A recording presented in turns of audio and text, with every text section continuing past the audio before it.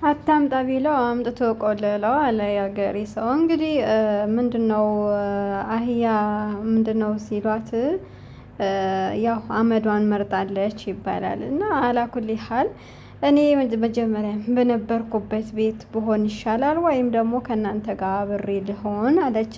እንደዛ ስትል ደግሞ ሀይሚ አንቺ ነሽ የቤት እመቤት ሆነሽ እኔ ሰራተኛ መሆነው ወይስ እኔ የቤት እመቤት ሆኜ አንቺ ሰራተኛ እንድትሆኝ ነው የምትፈልጊው? ከእኛ ጋር የምትኖሪው ለምንድን ነው ብላታለች። አሰላሙ አለይኩም ወራህመቱላሂ ወበረካቱ። ውድና የተከበራችሁ ተወደዳችሁ ውድ ቻናሌ ቤተሰቦች እንዴት አመሻችሁ? እንዴት ናችሁ? ደህና ናችሁ? ሰላም ናቸው። እኔ ጋር ሁሉ ሰላም፣ ሁሉ መልካም ነው። እናንተም ጋር ሰላም እንደሚሆን ሙሉ ተስፋ አለኝ። ለድምፄ ጥራት ደግሞ ቅርታ ጠይቃለሁ። ለቤት አዲስ የሆናችሁ ደግሞ ሰብስክራይብ ማድረጋችሁን አትርሱ። የደውል ምልክቱን ተጫኑት። ያው እንደተለመደው በአዲስ ቪዲዮ መጥቻለሁ። የነ ሀይሚን ቪዲዮ አይቼ ማለፍ አልቻልኩም እና አንዳንድ ሀሳብ እሰጥ ነበርና በዚህ ዘመን ወንድም ወንድሙን በከዳበት፣ እህት ወንድሟን በከዳችበት፣ በተከዳደኑበት ዘመን ያው ብሩኬ በተፈጠረው ነገር አምኖ ተቀብሎ ለልጁ ብሎ ያው አሁን ላይ ብዙ ያኔ እርጉዝ በነበረች ሰዓት ባይቀበላትም አሁን ተቀብሏት ብዙ ነገር እያደረገ ነው።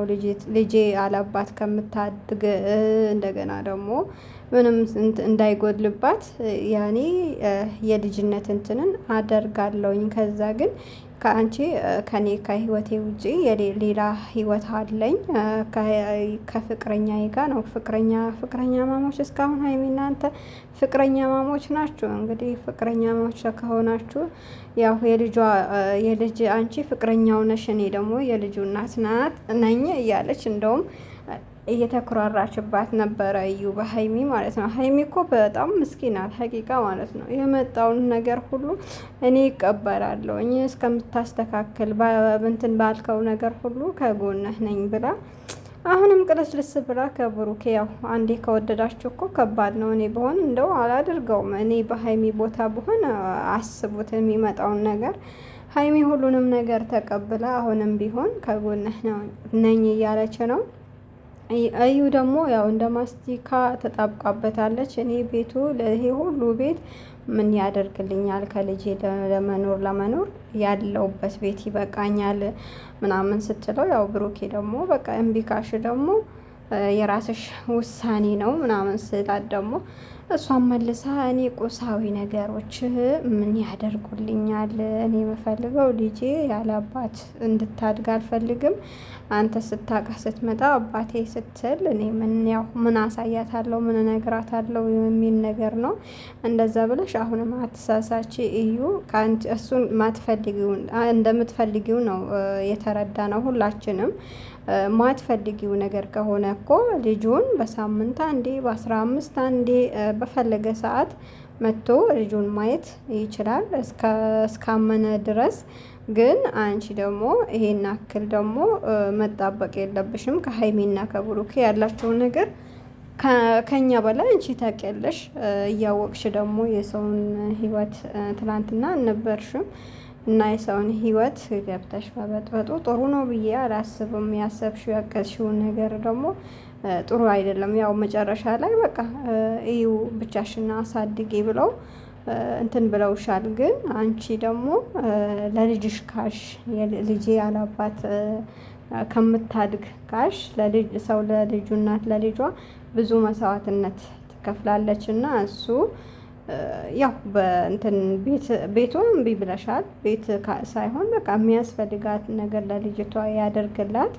በሚፈልጋት ሰዓት ደግሞ አገናኘው፣ አሳየው ልጁን። ከዛ በላይ እኮ የሚጠበቅበት ነገር የለም። ማንም እኮ በግድ አስገድዶ አይ ከሱ ጋር ቀጥል አንቺ እያስፈራራሽ ያለሽው ያው በህግ እንድትሄጂ ምናምን ነገር ከቤተሰብ ከሆነ ነገር ምንም ከሌለሽ እኮ ምንም ቢኖርሽ ሀታ ከቤተሰብም ጋር ከዚህ በፊት ሌላም ህይወት ቢኖራችሁ ከሀይሚ ቀድመሽን ብትመጪ እንግዲህ ከአንቺ ጋር አብሮ የሚቆየውን ጊዜ ቆይተዋል። ከዛ በኋላ ደግሞ በግድ ለምን ከእሷ ጋር አትኖርም ብሎ የሚያስገድደውም ህግ የለም፣ የሚያስገድደውም ቤተሰብ የለም ብዬ ነው ማምነው እና ሁላችንም ጋር ስላለ ሲቀጥል ደግሞ ኮሜንታተሮችም አንዳንዴ እናንተ ሴት ሆናችሁ አብዛኛው ኮሜንት ላይ የምንገኘው እኛ ሴቶች ነን እና በኮሜንትም ደግሞ ብንቆጠብ እኛም ሴት ልጅ ነን።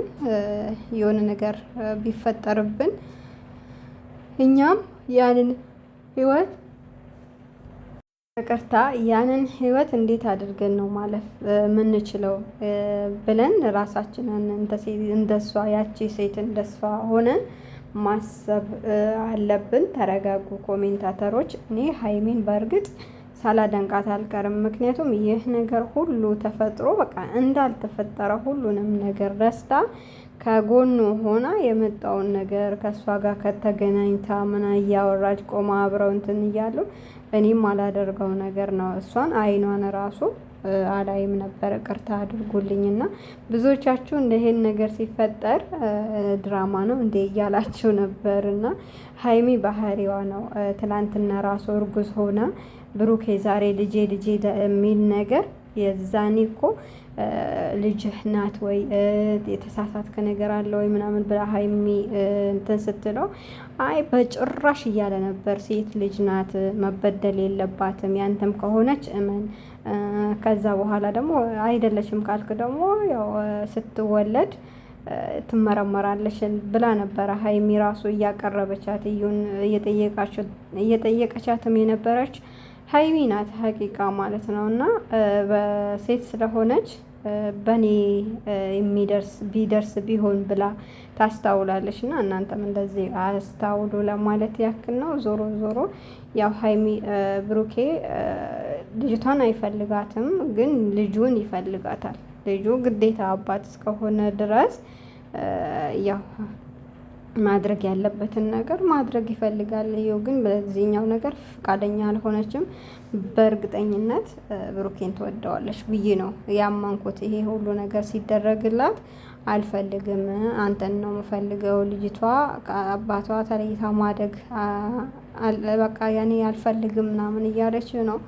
ዞሮ ዞሮ ያው ይሄ ነገር ደግሞ ግዳጅ ነው የሚመስለው እና በግድ ደግሞ ማስገደድ ስለማትቺ ልጅሽን ብታሳድጊ በፈለገ ሰዓት እንዲያገኙ ብታደርጊያት ያደረገልሽን ነገር ደግሞ ብትቀበይ ብልጥ ሆነሽ ብትቀበይ ጥሩ ነው ብዬ አስባለሁኝ። አንቺ ግን አላወቅሽበትም። ሞኝነት ይሁን እልክ ይሁን ምናምን ነገር በቃ የሆነ በልክ እንደተያያዝሽ ነገር ነው የሚመስለውና ያው እንደ ሀይሚም ጸባይተኛ ሆነሽ ነገራቶችን በጸባይ ብጨርሻቸው ጥሩ ነው ብዬ አስባለሁ። እኛ እንግዲህ አጋብተን እንደው እኛ ተፋቱ አንላቸውም። በሀይሚና ብሩኬ መቼም ቢሆን ያው ለእነሱ ነው የምናግዘው። አንቺ ሀቅ ቢኖርሽ ራሱ ዞሮ እኛ ያደረግነው ስለሆነ